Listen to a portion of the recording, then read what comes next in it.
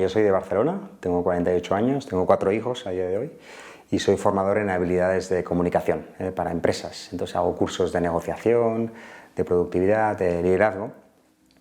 Y hace pues 2 años apenas decidí escribir un libro que se llama Más allá del laberinto, donde cuento mi trayectoria, mi camino tortuoso por un lado por la pornografía y luego por la liberación de la pornografía, que es lo más interesante del libro, ¿no?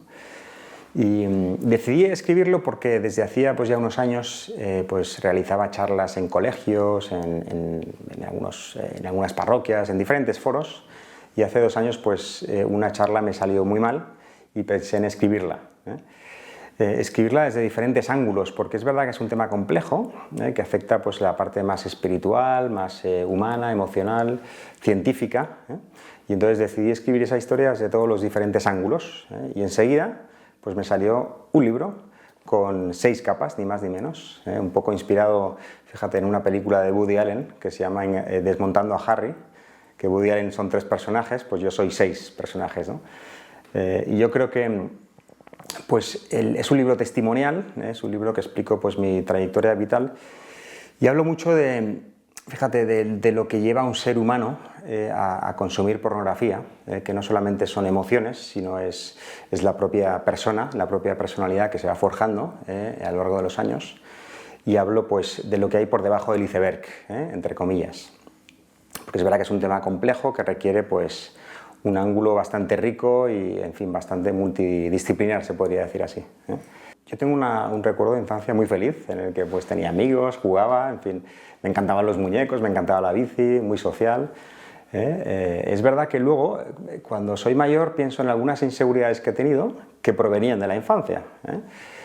Nada espectacular, digamos, pero sí que pues, las he reconocido y he sido capaz de mirar esas heridas de infancia y de transportarlas a día de hoy y a digerirlas, entre comillas.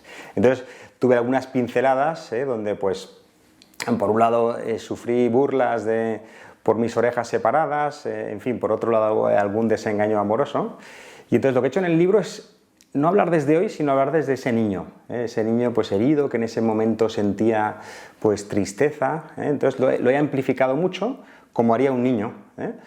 No he querido relativizarlo ni intelectualizarlo, sino irme ahí a ese momento, porque creo que es importante, en el sentido de que para ese niño fue importante, y luego como que se graba en la personalidad y luego pues poco a poco lo vas borrando de tu memoria, pero sí que permanece con algunas trazas, con algunos tics o algunas cicatrices, se podría decir así, que lo explican muy bien, ¿no? Es decir, a día de hoy una persona es capaz de explicar por qué se siente insegura ante una determinada situación por aquello que le pasó, por aquello que le pasó. En la adolescencia menciono pues algunos desamores, entre comillas, y mi ruta por algunas videntes para saber el futuro, entre comillas. Yo en la adolescencia estaba muy preocupado pues, por qué quería ser de mayor, cuál iba a ser mi misión en la vida. Son preguntas que me interpelaron mucho desde joven, ¿no? La importancia del amor en mi vida. Entonces, pues bueno, todo eso desde el punto de vista pues muy intenso, desde un joven que busca respuestas y que no las encuentra en ese momento. Y entonces también me he querido transportar a ese momento con esa intensidad para explicarlo bien. Bueno, hay una capa que es el héroe, que es una capa pues de ganador, que es pues mi alter ego en el mundo, de éxito profesional, también con amistades, que todo el mundo tiene y está bien, ¿no? Lo que pasa es que entre bastidores hay una parte por detrás que es otra capa, que es el romántico, que se siente pues vulnerable, se siente pues a veces inseguro, y entonces esas inseguridades que vienen de la infancia, de la adolescencia, y entonces hay fricción entre estas 2 capas, ¿no? Entre por un lado el héroe, que es muy seguro, por otro lado el romántico, que es más inseguro. Esas 2 capas constantemente están en fricción, en dilema, en juego, y precisamente generan 2 capas más. La fricción de esas 2 capas generan 2 capas más. Una que va hacia arriba, hacia Dios, hacia la redención, entre comillas, y otra que va hacia abajo, hacia el consumidor de pornografía, ¿no? Cuando uno pues, no sabe canalizar las cosas bien, ¿no? Entonces se generan 2 capas más, la del cielo y la del infierno, entre comillas, por así decirlo. Y entonces el juego está, y el libro lo explico bien, cuál es la dinámica entre esas 4 capas que se van generando, que yo creo que es muy relacionable con cualquier ser humano. ¿Por qué? Porque todo el mundo, pues, o mucha gente, ¿no? Pues se considera exitosa hasta cierto punto. Si por ejemplo te metes en LinkedIn, todo el mundo pues ahí muestra su parte más exitosa, más de epopeya, entre comillas. Y luego está la parte que nadie ve, que solo tú sabes, la parte más insegura, más frágil. Es verdad que a los hombres nos cuesta más hablar de la fragilidad que a las mujeres, por definición. Y luego está pues cómo tú lidias con esas dos cosas y cómo las canalizas hacia el bien o hacia el lamento o la desesperación. Bueno, en la infancia es normal, todo el mundo, pues, como yo, por curiosidad, no existía internet cuando yo era pequeño, pero bueno, por curiosidad, pues un día vi una revista, otro día vi una película, normal, lo que todo el mundo ha hecho. Luego, pues en la adolescencia, un poco parecido, al final. Yo creo que el punto de inflexión estuvo en el año 2005, donde Internet ya se hizo masivo, de alta velocidad. Y es ahí cuando yo estaba pues viviendo en Madrid, estaba trabajando en una gran empresa, en Google, en YouTube, y entonces vivía solo, y entonces ahí fue cuando pues me metí, entre comillas, de manera un poco más recurrente. Y al principio, pues, que sin más lo veía pues algo normal, que todo el mundo de mi edad pues lo hacía, que todos los hombres lo hacían, lo veía pues más o menos normal, hasta que poco a poco, progresivamente, conforme mi vida iba avanzando, me empezó a hacerme sentir raro, como vacío, un poco desconectado. Y yo creo que en mi caso fue como que pues me hacía preguntas sobre eso, porque lo vivía en mi soledad y no sabía cómo lo vivían otras personas, entre comillas, ¿no? Ni siquiera mis amigos. No era algo que entre nosotros habláramos, ¿no? Con mis amigos. Intuíamos que los otros lo hacían, pero no lo hablábamos. Yo creo que esa soledad, esas preguntas que uno se hace solo, pues las amplifica. Cuando se vive en soledad o en la oscuridad, al menos a mí me hacían sentir raro.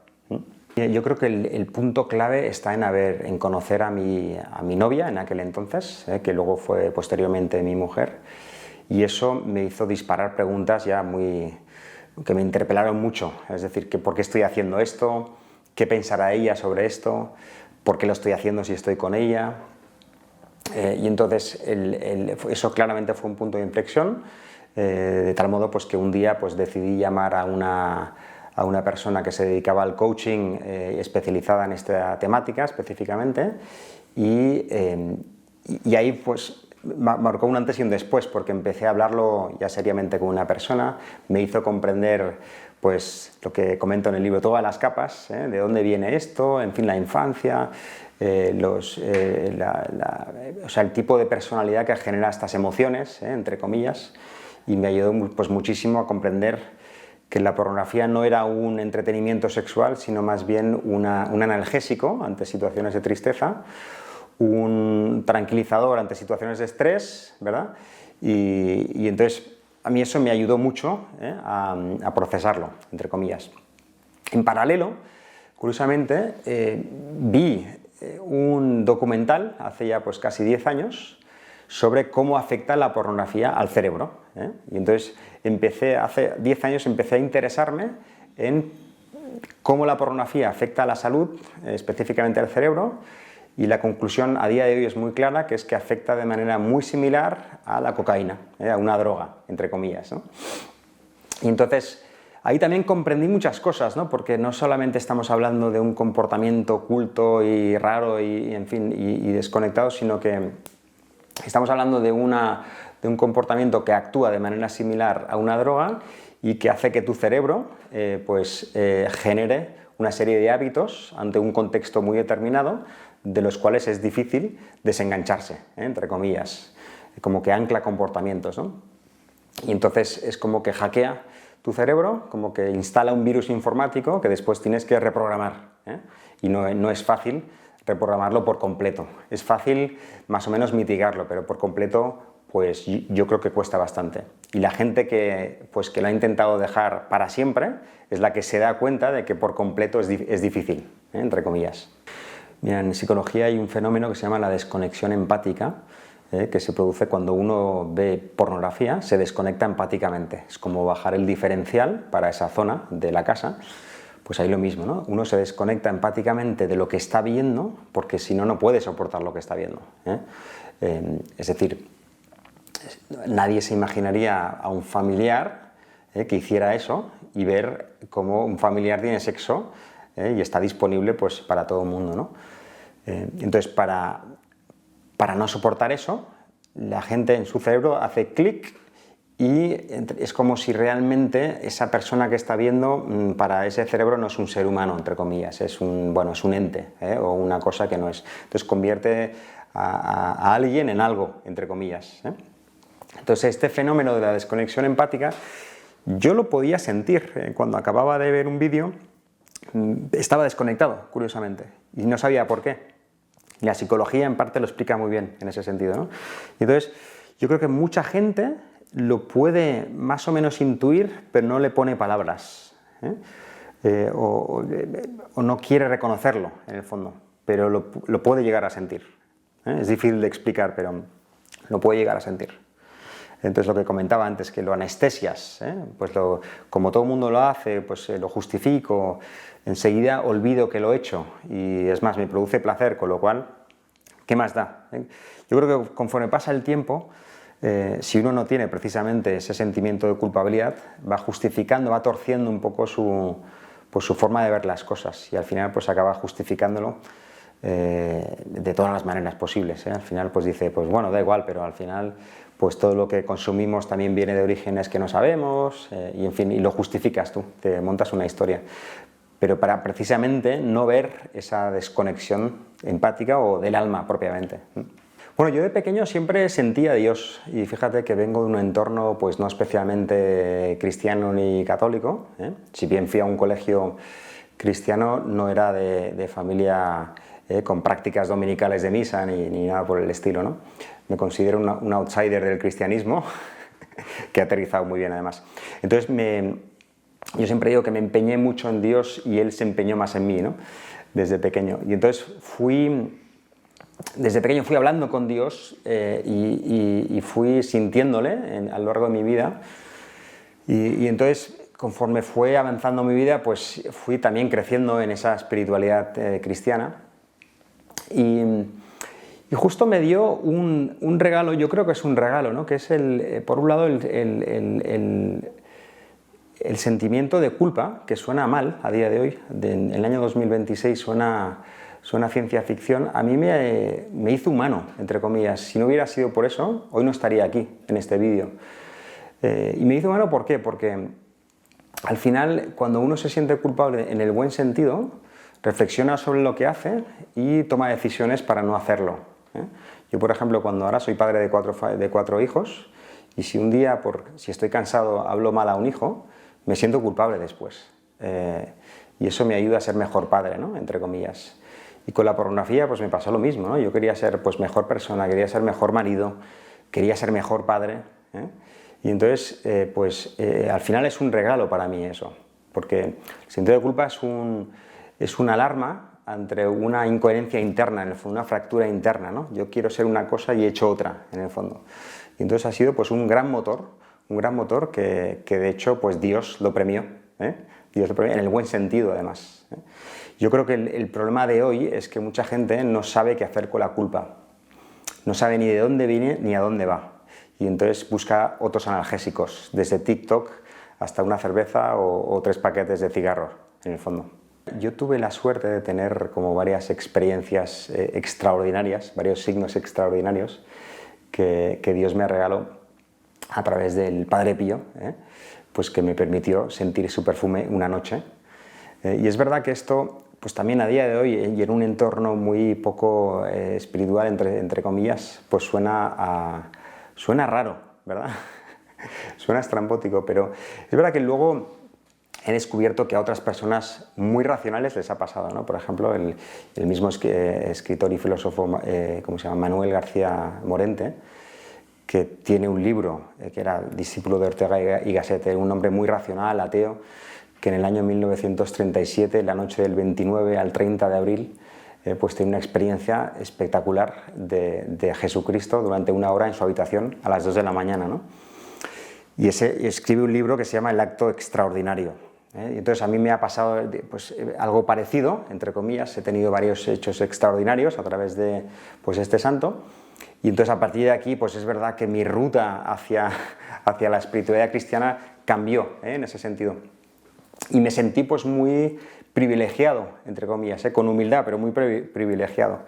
Y eso me dio la convicción de que Dios existe, de que las oraciones se escuchan en tiempo real, incluso antes de que las pronuncies con tus labios, pues se escuchan.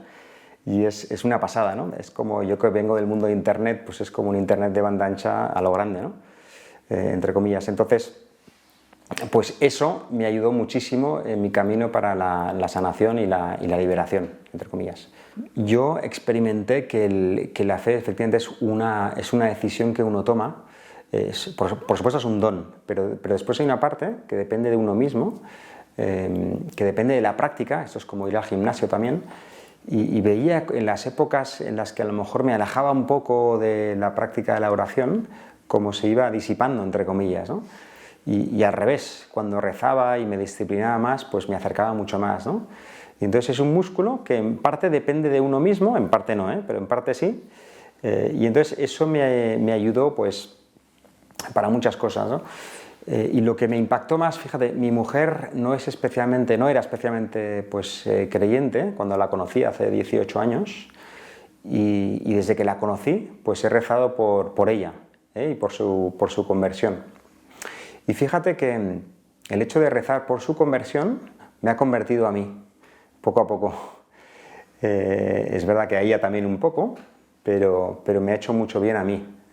Yo creo que la práctica de pedir por alguien, al final cambia a uno mismo. Y eso me ha parecido siempre pues, espectacular, al final, y muy bonito, porque nos conecta con otras personas, ¿no? Pues mira, ese día me pasó algo espectacular que a priori pues, nunca habría imaginado. Que pues, en un bar leer un periódico y ver la entrevista pues, de Raúl Eguía en la Contra de la Vanguardia en el año pues, 2018, donde él explicaba cómo se convirtió y cómo se sanó de la pornografía, él mismo. Y entonces esa entrevista, ese mismo día, el 29 de marzo del año 2018, me sirvió para lanzar una oración muy potente, muy corta y muy potente hacia Dios, en la que le pedí lo mismo. Y sobre todo le dije, oye, lo has hecho con un ateo, hazlo conmigo, que yo creo en ti desde hace mucho tiempo, ¿no? Y entonces ahí se juntaron como varias fuerzas a la vez, ¿no? Muy potentes. Una es la sensación de me rindo, otra es el anhelo 100%, el anhelo perfecto de que quiero que me ayudes en esto, y la tercera es la convicción de que tú lo puedes hacer, ¿sabes? Y entonces se generó esa especie de Big Bang que produjo la sanación en un momento determinado a una hora determinada, ¿no? Y entonces esa sanación curiosamente me dio mucha paz. La descubrí en el fondo la descubrí al cabo de pocos meses, ¿no? Porque en aquella época mis hábitos no eran así muy diarios ni semanales, ya digo, era muy concreto, muy situacional, en situaciones donde estaba en hoteles. Y fíjate, como me olvidé o sea, pasaron varias semanas y meses, y de repente me di cuenta de que me había olvidado de eso. Y entonces cuando pensé, imagínate, 3 meses más tarde, ¿no? Pensé, anda, pero si yo hacía esto en los hoteles y ya no lo hago, ya está borrado de mi memoria en el fondo, ¿no? Entonces me di cuenta ahí, en junio, antes del verano. Mira, para ponerlo con una metáfora, es como si a una persona muy buena en finanzas juega el euromillón y le tocan 180 millones de euros, ¿no? No tiene otra posibilidad que compartirlos y decir que ha jugado al euromillón, ¿no? En ese sentido es lo mismo, ¿no? Es decir, Dios me ha regalado algo enorme, me ha dado el don de la comunicación, escrita, hablada, y entonces no me ha quedado otra escapatoria que anunciárselo al mundo, entre comillas, ¿no? Y entonces tengo una mujer fantástica que me ha acogido siempre en ese sentido. Con mis hijos quiero ser muy claro, educarles, tratarlo abiertamente, de manera transparente. No quiero convertirlo en un secreto. Y con el mundo también lo quiero compartir, porque sé que pues, a mucha gente ya le está haciendo mucho bien y más bien qué va a hacer en el futuro, ¿no?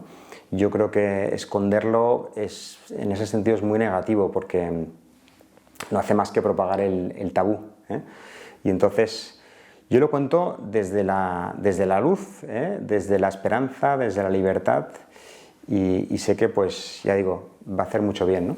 Es verdad que el consumo de pornografía está muy normalizado en la sociedad, en mi generación y, pues, puesto en gente más joven, ¿no? Y eso es lo preocupante, es decir, que esté normalizado no significa que sea positivo. O sea, es algo normal, pero no es algo aspiracional. Nadie aspira a consumir pornografía. Y cuando la gente se casa, no aspira a que su marido o que su mujer lo haga. Y cuando tiene hijos, no aspira a que su hijo lo haga. Uno aspira, pues, a tener una familia o a montar una empresa, ¿verdad? En un ámbito más terrenal, ¿no? Pero no aspira a consumir pornografía. Está normalizado y es socialmente normal. Pero ahí está el problema, ¿no? Los romanos se pasaron 600 años haciendo a los gladiadores normales, ¿eh? Y la gente, pues, iba tranquilamente a un anfiteatro a ver cómo dos personas o mataban animales o a otras personas humanas, ¿no? Y lo consideraron normal, ¿eh? En esa época, pues, era normal y la gente lo disfrutaba y nadie se preguntaba, es más, daba honor al imperio, entre comillas, ¿no? Y entonces yo, pues, soy un pequeño romano que se da cuenta de que eso, pues, a pesar de que es normal, no es ideal para la sociedad, ¿no? Entonces, pues sí, en ese sentido me he levantado y he aportado este grano de arena, ¿eh? ¿Me preocupa lo que opine la gente? Sí, sí me preocupa, pero mis ganas de ayudar al mundo lo superan, ¿eh? Y mis ganas de contentar a Jesús y no a un político o a la sociedad, pues son mucho mayores, ¿no? Yo cuando me muera, pues quiero mirar a los ojos de Jesús y decirle: te conocí en vida y hablé de ti.